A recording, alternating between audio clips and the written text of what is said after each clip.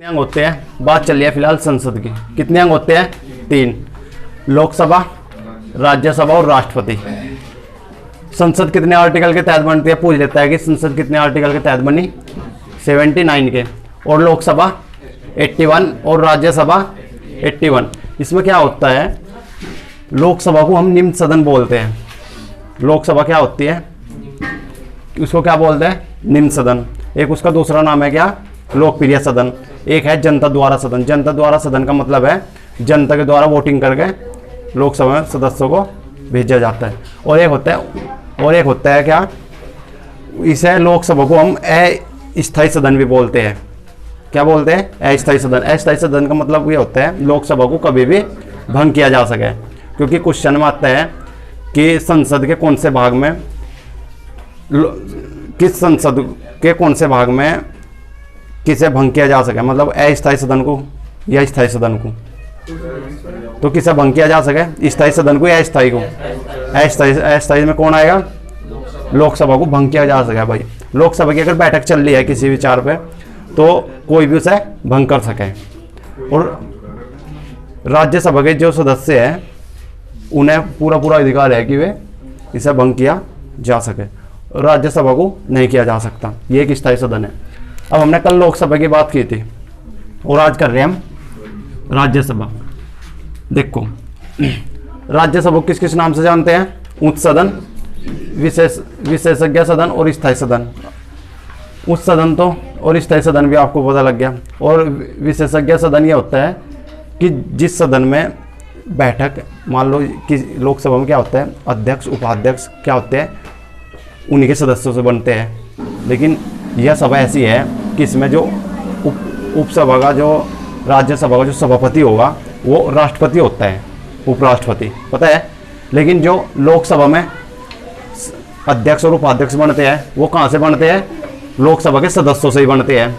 लेकिन ये राज्यसभा एक ऐसा सदन है जिसमें जो सभापति होता है वो राज्यसभा के सदस्यों से नहीं बनता है, यानी कि भारत का उपराष्ट्रपति बनता है। इसे बोलते हैं विशेषज्ञ सदन। अब बात है राज्यसभा की संरचना संख्या। अब ये पता होना चाहिए भाई राज्यसभा में कितनी संख्याएं हैं और भाई लोकसभा में। मैंने कल पढ़ाई थी आपको, लोकसभा में कितनी थी? अधिकतम कितनी थी? 252। और वर्तमान में कितनी है? 245। ठीक है, 545, 552 है उसमें, सॉरी उसमें 552 है और उसमें है 545 अगर वर्तमान में देखें। ठीक है, अब बात है राज्यसभा की। राज्यसभा में अधिकतम संख्या कितनी है? हमारे पास राज्यसभा में जो अधिकतम संख्या होती है, जो राज्यसभा के जो सदस्यों की संख्या होती है वो कितनी होती है?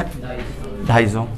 और उसमें 250 में क्या होता है, 238 जो सदस्य होते हैं वे राज्य से और केंद्र शासित जो प्रदेश होते हैं वहां से ले जाते हैं। आपको पता है राज्यसभा में सदस्य कहां से जाते हैं?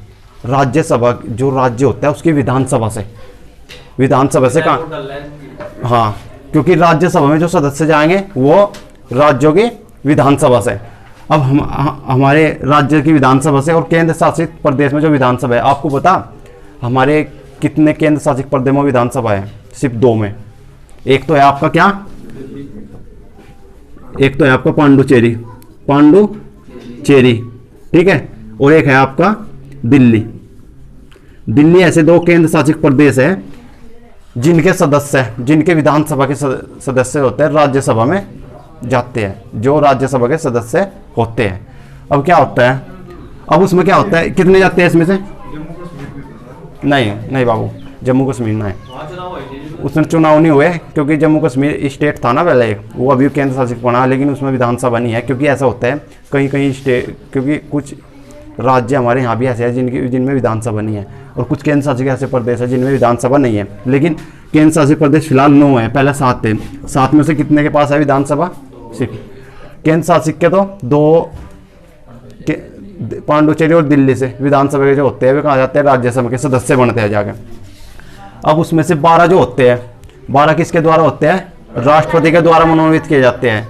जैसे मैंने लोकसभा में आपको बताया था कि राष्ट्रपति कितने अगले भारतीयों को करे मनोनीत? 2 को।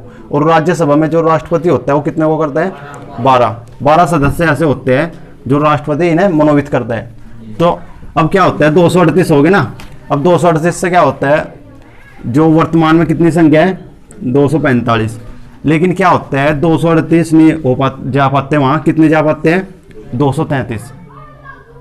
जैसे मैंने आपको कल बताया था विधान लोकसभा में बताया था मैंने, 13 सदस्य नहीं जा पाते, बाद में 13 सदस्य नहीं जा, 13 सदस्य जाते हैं 20 होते हैं, केंद्र शासित प्रदेश से कितने होते हैं 20, और उसमें से 13 जाते हैं, यानी कि 7 नहीं आते। तो ऐसा ही इसमें है, राज्य केंद्र शासित प्रदेश से कितने सदस्य जाते हैं 233 जो फिलहाल में है, जो वर्तमान में है, और 12 तो वही है जो मनोवित, तो कितने हैं वर्तमान में 245। अब बात करते हैं हम सदस्यों का निर्वाचन। अब क्या होता है कि राज्यसभा में सदस्यों का निर्वाचन कैसे होता है। भाई लोकसभा में तो आपने पढ़ा था कि राज्य जो लोकसभा के सदस्य हैं उनका चुनाव किस निर्वाचन किसके द्वारा होता है, जनता के द्वारा होता है।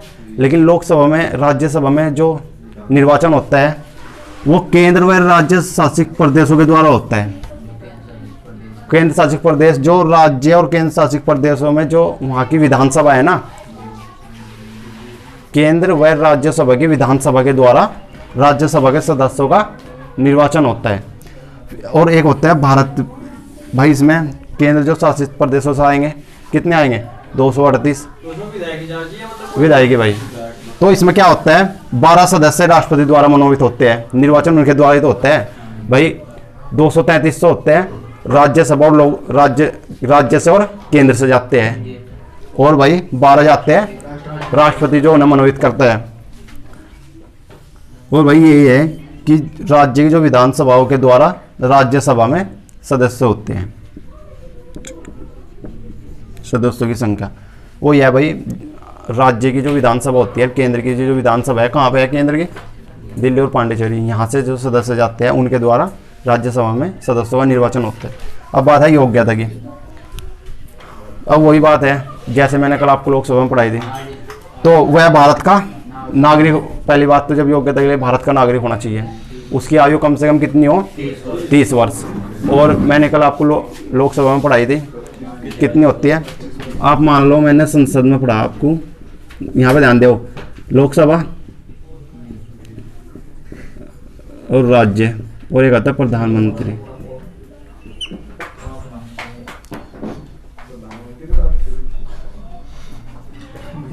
यहाँ पे देखो लोकसभा और राज्यसभा, ठीक है। लोकसभा में कितनी होती है 25। एक होता है राष्ट्रपति, एक होता है उपराष्ट्रपति। उपराष्ट्रपति होता है भाइयों, इसमें क्या होता है लोकसभा की, राष्ट्रपति की, राष्ट्रपति की कितनी होती है, और राज्यसभा कितनी हो 30। यानी कि इन्हें याद कर लियो, राज्यसभा की तो लोकसभा की 25, राज्यसभा की 30, लोकसभा की 25, राज्यसभा की और राष्ट्रपति की, बस ऐसे याद कर लियो, क्योंकि भूलने के नहीं। राज्यसभा की आपको पता, लोकसभा की पता, और 5-5 बढ़ती है। उपराष्ट्रपति की भी यही होती है 35 वर्ष की, ठीक है। राष्ट्रपति को उपराष्ट्रपति की 35 होती है, प्रधानमंत्री की भी 25 होती है, और लोकसभा की नहीं बाबू, प्रधानमंत्री की 25 ही होती है, ठीक है। आप कहीं भी देख लें किताब में 25 ही होती है।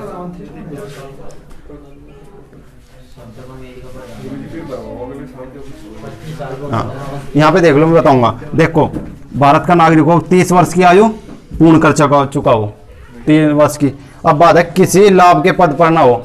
मैंने आपको कल समझा था कि वह किसी भी गवर्नमेंट सेक्टर में काम न करता हो, लेकिन वह चाहे राजनीति में कभी से हो, उससे कोई फर्क नहीं पड़ता, लेकिन वह कभी भी मतलब किसी और पद पर, गवर्नमेंट पद पर ना होना चाहिए उसके पास। इसके बाद है मानसिक रूप से स्वस्थ होना चाहिए, ठीक है। अब बात करते हैं कार्यकाल। अब उसके बाद क्या होता है भाई, योग्यता भी होगी। देखो योग्यता भी होगी, अब योग्यता के बाद कार्यकाल, कि उसका कार्यकाल कितने दिन का होता है।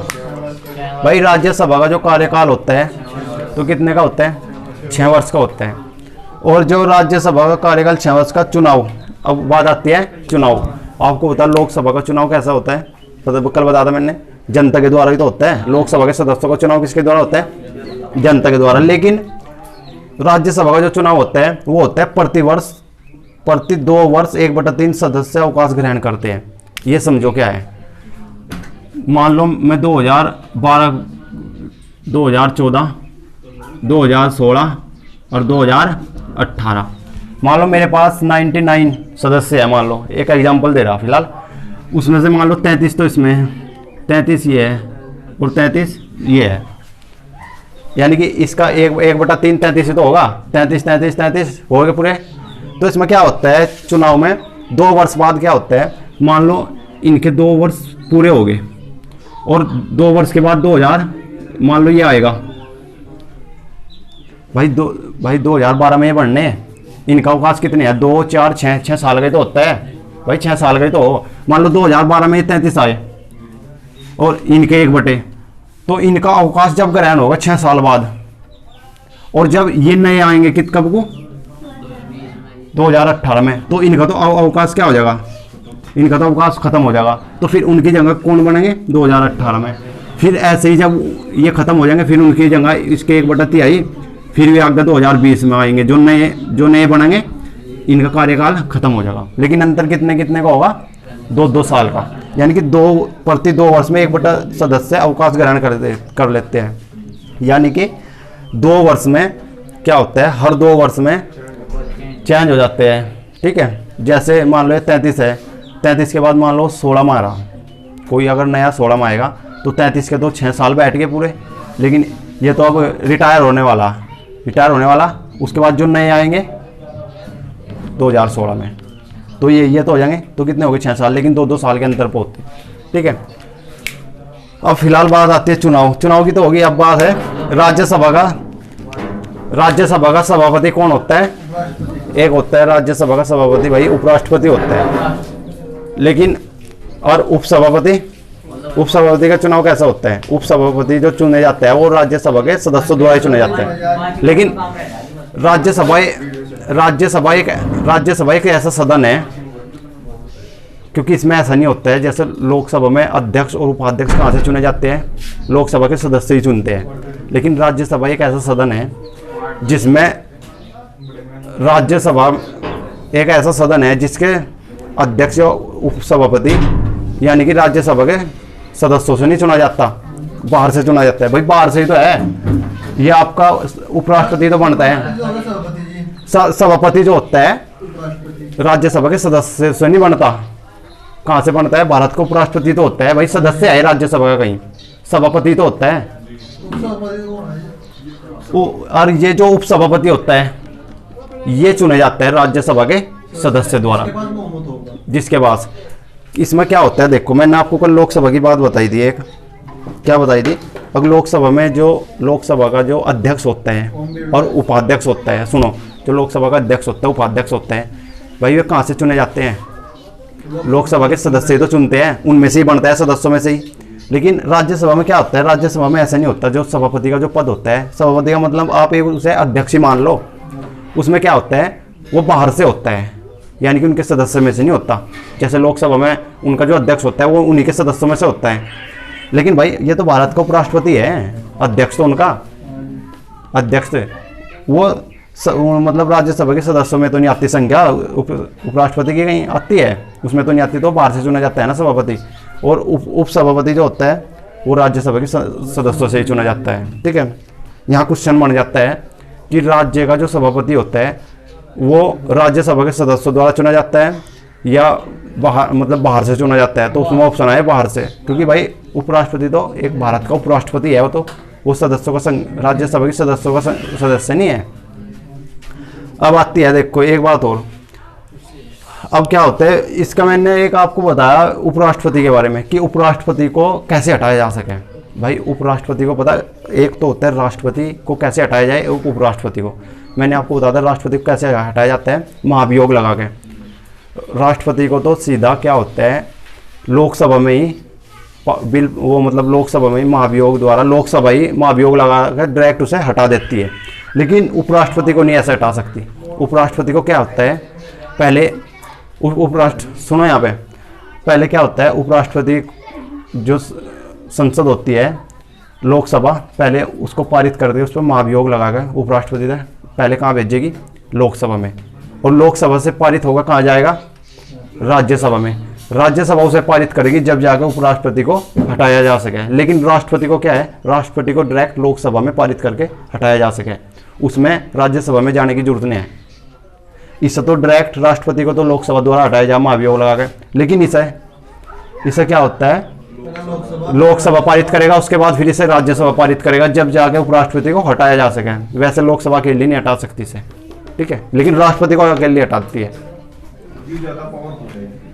हाँ, तो इसमें क्या होता है, अब आती है बात, इसमें ये देख लो कुछ है अनुच्छेद, जैसा ये आर्टिकल 249 है, इसमें क्या आता है, यदि राज्यसभा 2/3 मत पारित होने पर राज्य सूची का विषय राष्ट्रीय महत्व विषय। देखो भाई सुनो, यहाँ पे देख लो एक मिनट, राज्यसभा में 2/3 मत, राज्यसभा में जो सदस्यों की संख्या है उसके 2/3 मत पारित होने पर पता क्या होता है भाई, राज्यसभा में जो राष्ट्रीय महत्व का जो विषय है उस पर जो कानून बनाने का अधिकार है ना, जो 2/3 वहाँ के सदस्य होते हैं मतों के, तो उन पर कानून बनाने का अधिकार किसका है, केंद्र सरकार कानून बनाती है उन पर, जो भी राष्ट्रीय महत्वकारी होते हैं। और एक होता है आर्टिकल 312 जिसमें अखिल भारतीय सेवाएं, जिसमें IAS, PCS, IFS राज्यसभा में पेश किए जाते हैं। क्या होता है, अखिल भारतीय जो सेवाएं के सदस्य होते हैं जिसमें IAS, PCS बनते हैं, उनको आर्टिकल 312 के तहत कहाँ पेश किया जा, राज्यसभा में, ठीक है। एक होता है आपका धन विधेयक, कल मैंने आपको समझाया था धन विधेयक, उसमें भी भाई लोकसभा में कहाँ धन विधेयक कहाँ पास होता है, लोकसभा में। लेकिन इसमें क्या होता है, ये क्या है राज्यसभा में देखो कैसे होते हैं भाई, लोकसभा में तो धन डायरेक्ट लोकसभा में पास हो जाता है, लेकिन राज्यसभा में कैसे होता है धन विधेयक पास। भाई धन विधेयक सबसे पहले कहाँ पे पारित होगा, लोकसभा में। लोकसभा में पारित होने के बाद उसके बाद कहाँ फिर जाएगा, राज्यसभा में। राज्यसभा में 14 दिन के लिए जाता है, यानी कि राज्यसभा में जो समय है उसका 14 दिन के लिए है। उसमें क्या होता है, धन विधेयक अगर राज्यसभा उसे 14 दिन में पारित कर रही तो ठीक है, अगर पारित नहीं कर रही तो वो खुद में खुद पारित हो जाता है अपने आप, ठीक है। ऐसे ही जैसे मैंने राष्ट्रपति बताया, उपराष्ट्रपति बताया, राष्ट्रपति किसके द्वारा, लोकसभा, डायरेक्ट लोकसभा के द्वारा हटाए जा सके। लेकिन जो उपराष्ट्रपति है वो पहले लोकसभा में, उसके बाद पारित हो गए राज्यसभा में, फिर राज्यसभा उसे पारित करेगा, फिर उसे हटाया जा सके। ऐसे ही धन विधेयक है, धन विधेयक को पहले लोकसभा में पेश किया जाता है, फिर उसके बाद 14 दिन के लिए उसे राज्यसभा में भेजा जाता है, ठीक है। और राज्यसभा अगर उस पर 14 दिन में कोई कार्रवाई करती है, ठीक है, अगर नहीं करती तो खुद में खुद अपने आप पारित हो जाते हैं, ठीक है।